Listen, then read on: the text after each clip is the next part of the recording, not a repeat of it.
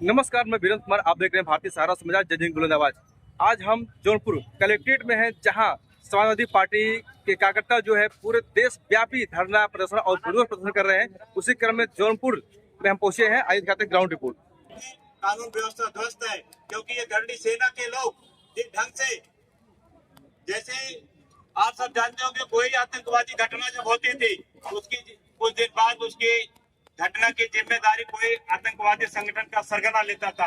आज इस प्रदेश में जैसे ही कोई घटना होती है उस घटना की जिम्मेदारी गरडी सेना के लोग ले रहे हैं। इससे स्थापित है, इससे स्पष्ट है कि ये गरडी सेना के लोग जो है भारतीय जनता पार्टी के लोग ही हैं और ये भारतीय जनता पार्टी के ही गुंडे हैं जो दलित और पिछड़ों का शोषण करने का काम कर रहे हैं। ये शोषण तभी बंद होगा जब हम लोग एक एक व्यक्ति को जागरूक करके ये अत्याचारी और कि मैं सदन में गई पर मैंने जय भीम का नारा लगाया है तो बाबा साहब की देन है। और आपकी बेटी खड़े होकर यहाँ बोल रही है और यहाँ पर धरना दे रहे हैं तो भी बाबा साहब का देन है। उसी बाबा साहब का कोई अपमान कर रहा है तो बैठे सत्ता में लोग अपमान कर रहे हैं। इस अपमान का बदला हम सबको लेना पड़ेगा। और समाजवादी पार्टी ने नारा लगाया था सदन में, बाबा साहब का अपमान नहीं सहेगा हिंदुस्तान, बाबा साहब का अपमान नहीं सहेगा हिंदुस्तान। मैं ये कहूंगी कि मैं बोलूंगी, मैं लड़ूंगी, सत्ता की लाठी से नहीं डरूंगी और बाबा साहब के संविधान को नहीं बिकने दूंगी और बाबा साहब के सपनों को मरने नहीं दूंगी। मैं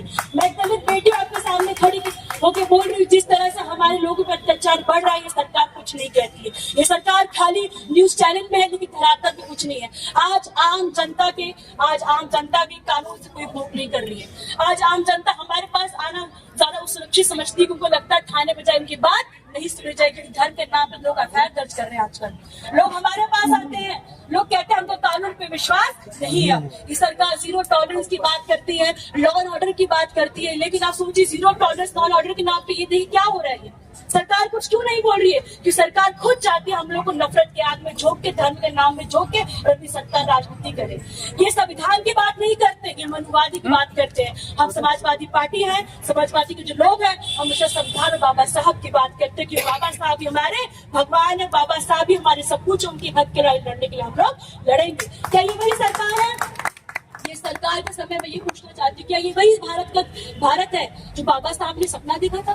बाबा साहब ने सपना देखा था देश में एकता भाईचारा बनाए रहेंगे, लेकिन एकता भाईचारा बना नहीं, जो है वो भी खत्म कर दे रहे हैं लोग। एक तरफ हम लोग बाबा साहब की प्रतिमा स्थापना की बात करते हैं, दूसरी तरफ दलित को पीट के मार दिया जाता है। क्या यही बाबा साहब का सपना था? क्या ये सही बाबा साहब का भारत है? एक तरफ दफ्तरों में बाबा साहब की फोटो लगाई जाती है, दूसरी तरफ बाबा साहब के विचारधारा को ही सरकार के पैरों तले कुचले जा रहे हैं। ये सच्चाई है हमारे भारत की।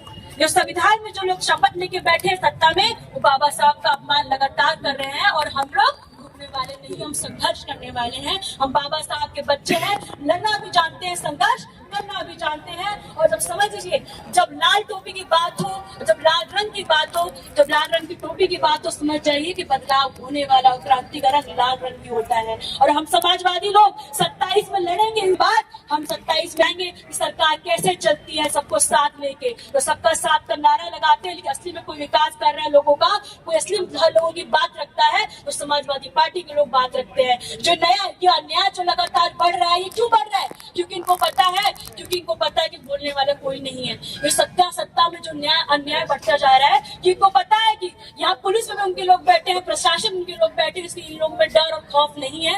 लेकिन हम लोग आवाज नहीं उठाएंगे तो आप समझिए जो न्याय में बढ़ता जाएगा। मैं